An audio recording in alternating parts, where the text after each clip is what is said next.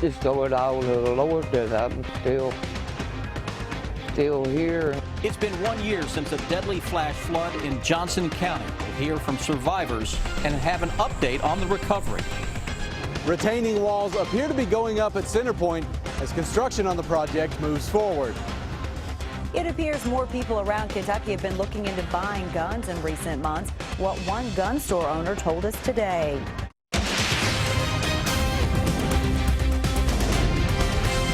This is WKYT News at 6. Good evening to you. County leaders called it a once in 500 years flood. 1 year ago today, 4 people died and hundreds of homes were damaged or destroyed when a flash flood swept through parts of Johnson County. The water pushed many of those homes right off their foundations and changed lives forever. It's been a long road of recovery since then. Today, Hillary Thornton talked to some flood victims to get an update on their progress. It's our top story at 6.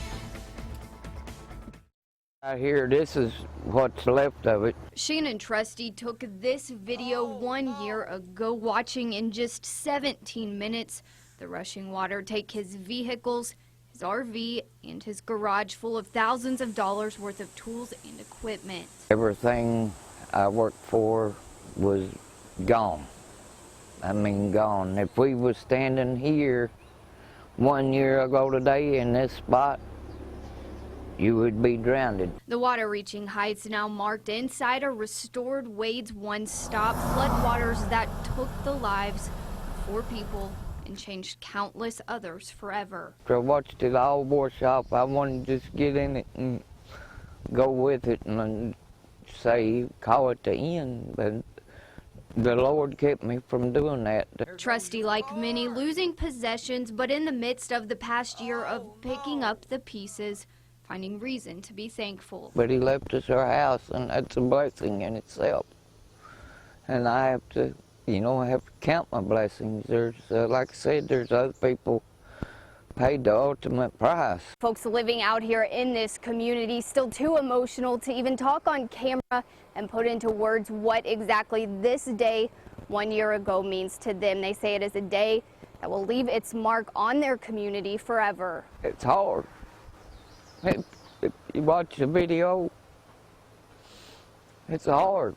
A trying time for the small community, but a time the community has shown us all its strength. In Johnson County, Hillary Thornton, WKYT.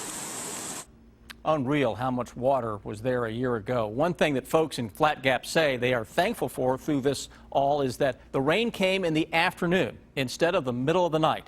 They say that if that had been the case, they fear that many more lives would have been lost. Indeed, that is probably right. Chris Bailey joins me now. Sam was there. I was there days following this. I remember you telling us the night, though, that this was happening. This is going to be significant. Right. This is going to be bad. And the folks that are saying that they're glad it happened in the afternoon then opposed to the night are exactly right. Had this happened in the overnight, we would have had dozens of folks who lost their lives. Thankfully, it happened into the afternoon. We never want it to happen at all. But we're looking at this map, Amber, and this is something we brought out last year. We're looking at Flat Gap here. This is Highway 172, and if you look there, just to the left of 172, notice all the trailers that were lined up. That's the trailer park that we saw the devastation from. You saw all those trailers that were basically swept away. This is near the Dixon Branch area, and right on top of Flat Gap here, where you've got this one little small area in between all the mountains, you had 3 inches of rain in 1 hour fall, and over the course of a 2 or 3 hour period, some areas had upwards of 6 inches of rain. When you're talking about a location like that and you have mountains surrounding you, the water has nowhere to go. So you literally had the creek that runs through here behind this trailer park into this mobile home park here into Flat Gap was out of its banks. It was going from mountainside, from the one mountain to the other, completely covering that real estate. I think if you've never been in that area and have never seen it up close, this is the best way to try and get an idea of what happened that day. And obviously, I grew up in an area not far from here at all, and you've seen flash flooding like that. And when people talk about this being a 1 in 500 year event, doesn't mean it's going to happen again in 500 years. It just means the chances of it happening in any given year are less than 1% over any one location. Well, let's hope we don't see any of that anytime Amen to that. soon. That's right. Sam? Well, tonight it appears more progress is being made at the Centerpoint project in downtown Lexington. The project has been 8 years in the making and has even included lawsuits and long delays. Today we saw trucks pouring concrete around that block, so Victor Puente asked nearby business owners what they think about the latest developments. The activity happening behind me is good news to other businesses. They tell me they've spent a long time waiting for signs of progress, and today they appear to have gotten it. It's been really hard. It's been the hardest. We didn't know how good we had business when we kind of first started. The owner of Falcha Irish Imports says having an unfinished pit across from her shop has been difficult. So when she saw the steps being taken today, she got her hopes up. Like, that is so exciting, and now we can believe that they're going to do something. I mean, that's big news. That's big news. If they're pouring the concrete and there's more people in there than there was 2 days ago. Retaining walls were being poured as part of the beginning of the underground parking garage. Developer Dudley Webb says he and another businessman are paying for the $38 million garage with their own money. Once complete, the plan is to have 2 hotels and an office complex occupy the block. There will be more hotels for people to stay at. I think they're going to have a retail spot over there, so there'll be more shops, so you can bounce from one shop to the other, because right now I'm kind of like the only retail shop apart from like Civic Center, and so it'll be great. It'll be worth holding on for. Back in May, Dudley Webb said their plan was to have the underground parking garage finished by the end of the year. In Lexington, Victor Puente, WKYT.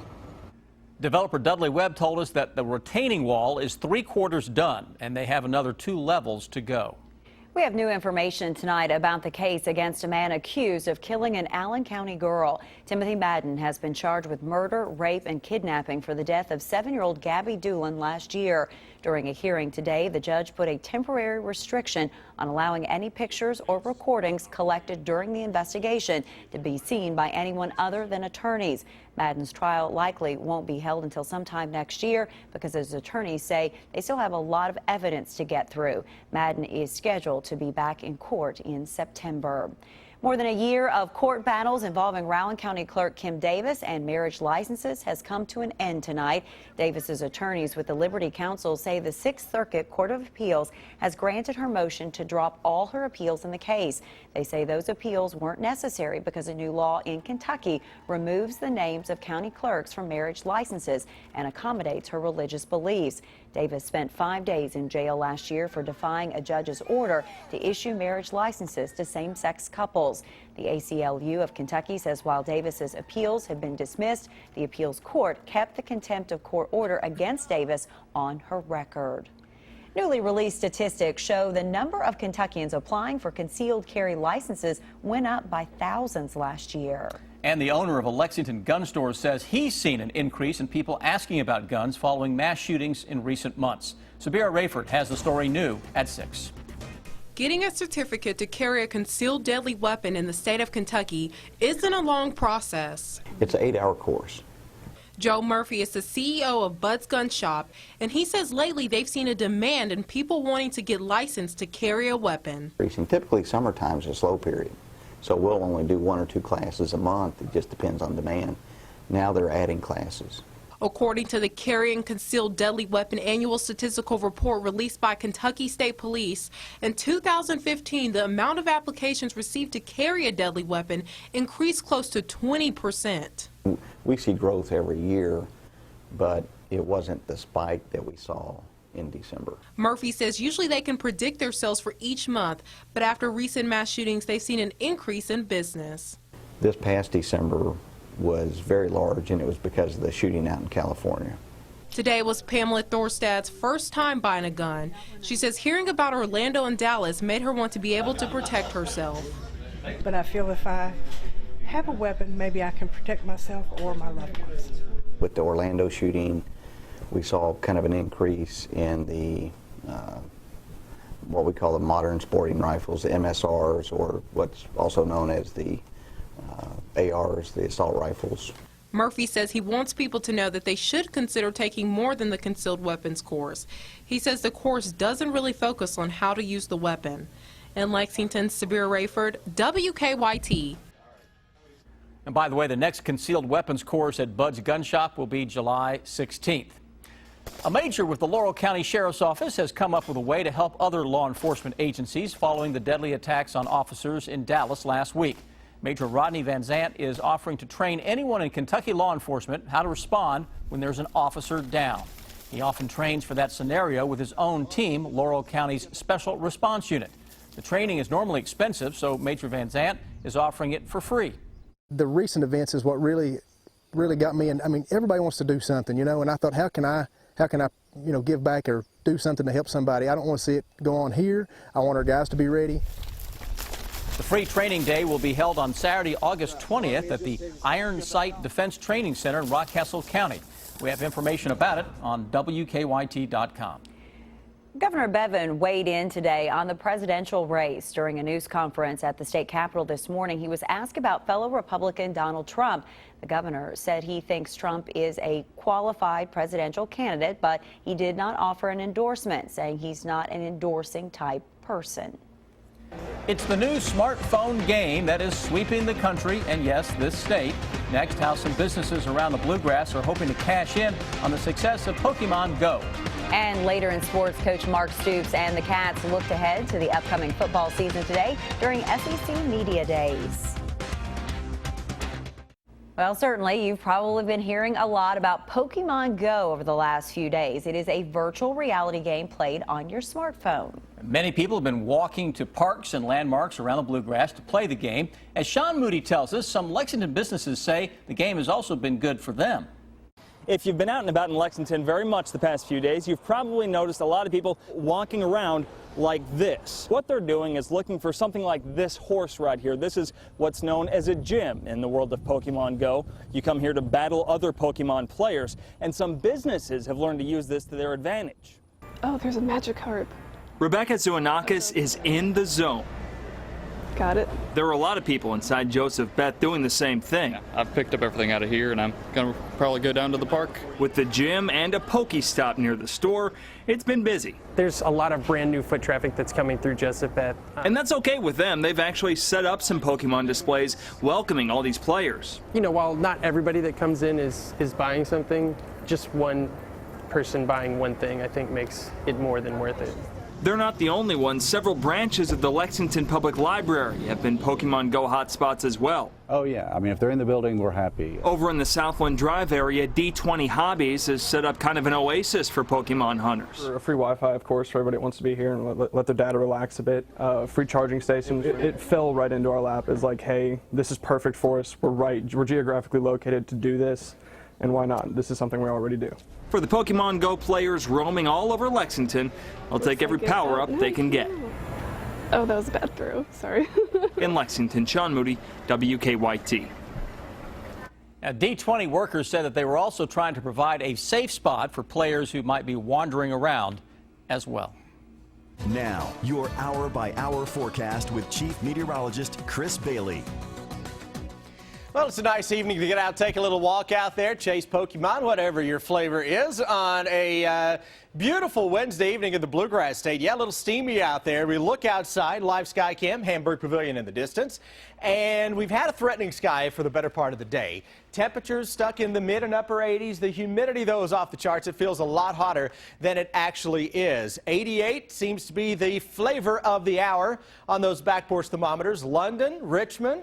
How about Lexington, Mount Sterling, more? You get the idea. Everybody with a lot of upper 80s. Heat index, though, feels like 94 Lexington, a little warmer to our west, where we did hit 100 degrees for a heat index west of 65. What are we looking at on your Defender Radar Network? Nothing out there now. Trying to pop a little shower and thunderstorm here around Owensboro. But overall, the big daddy for a big line of thunderstorms, a couple of them. We got action around Indianapolis and then east of St. Louis. That line is going to try to hold together and roll toward the east. Now, greatest severe weather threat is for the area located in the yellow as we go through the evening and through the overnight. Notice how the farther east that we go, we don't really have a threat, at least on this particular map. But let's show you a new hour-by-hour future radar that is going to try to track this line of storms in here. Notice how it weakens considerably into Lexington, then into eastern Kentucky, a whole lot of nothing. Then the next little line begins to fire up as we go through 6 o'clock tomorrow morning. Let's look at that loop one more time. It goes through the next 12 hours, so by midnight, it suggests that line of thunderstorms is weakening on top of central Kentucky. We'll see how that one goes. We'll follow it all evening long, but chances are the farther east that it gets, it may still have some gusty winds, but in a weakening fashion.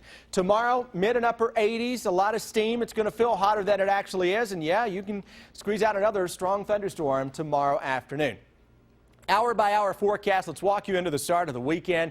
Out and about tomorrow morning, the heat is on in terms of the humidity, especially making it feel hotter than it actually will show up on your car thermometer. Now, tomorrow afternoon, with that front on top of the region, same one producing those big storms to our northwest, got to keep a close eye out for the possibility of a strong storm tomorrow afternoon. Like the past few days, not going to rain all the time.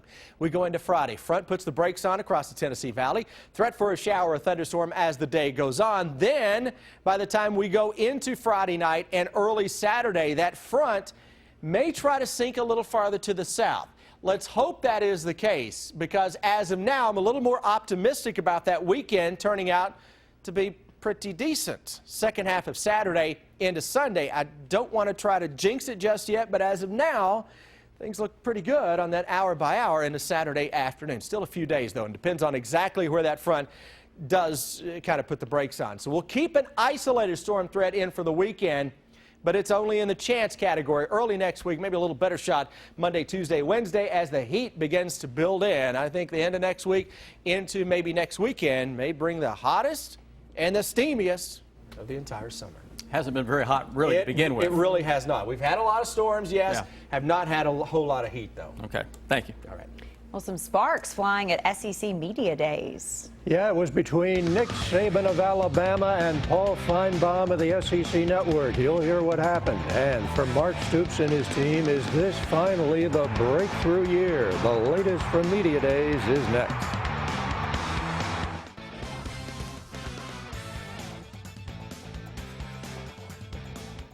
There has certainly been a lot of frustration for Kentucky football over the last 2 seasons, so close to breaking through. Will it finally happen for the Cats this fall? Dick Gabriel is at SEC Media Days. SEC Media Days are about excitement and hope. Everybody's undefeated, and the Wildcats believe this could be a breakthrough year. It's been 5 years since the Wildcats made it to postseason play. Snapping the drought is the unspoken quest, but they don't want to stop at just 6 wins. Right now, you don't have to talk about it. It's there. You know, it's not even about a 6th one. It's about winning them all. We want to take 1 week at a time and win every game. We want to, you know, everybody wants to win all their games. You know. Now just one more goal left that's out there, and that's getting my team to a bowl game or a championship. That's something that I wanted to do before entering the program, and that's come and change the culture, change the program around.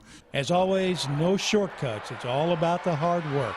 To embrace the work, to do it, again, not just put in time and doing that, to do it with fine details and do it with a winning edge. You know, and that's where I know our program's going. Nobody want that feeling of going 5-7, and especially, you know, losing games where we know we could have won. You know, coming so close and not being able to get over that hump. You know, it's all about just finishing. Stoops says he knows the fans are hungry and impatient, but nobody is starving for success more than the head coach. In Birmingham, Dick Gabriel, WKYT.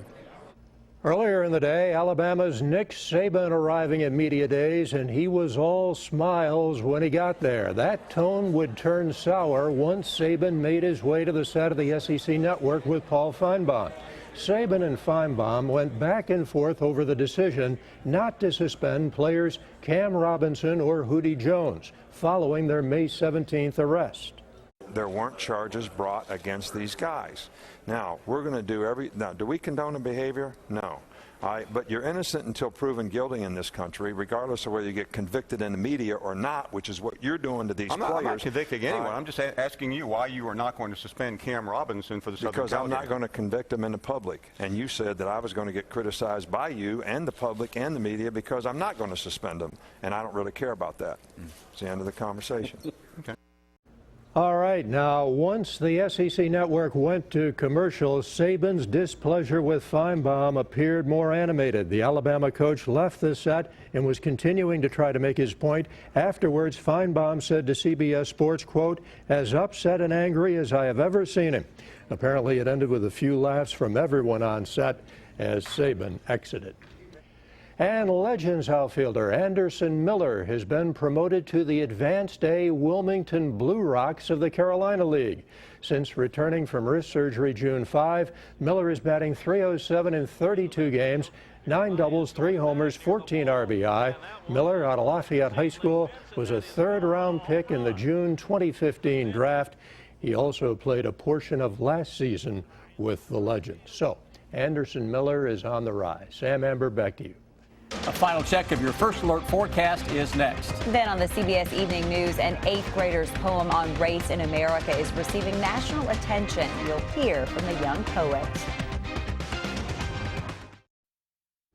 All right, you are looking at maybe a line of storms headed this way. Watching far western Kentucky right now, some storms that are just showing up on the edge of the radar screen, but the future radar does show that line getting toward Louisville by 10 o'clock, Bluegrass region, midnight-ish, but notice it really falls apart. Then the next line tries to develop early tomorrow morning. So yes, deeper we get into tomorrow, the better the chance for some strong storms. A lot of that stuff, again, falls apart late this evening. All right, stick around. The CBS Evening News with Scott Pelley is coming your way next. We'll see you back here at 11. Have a good one.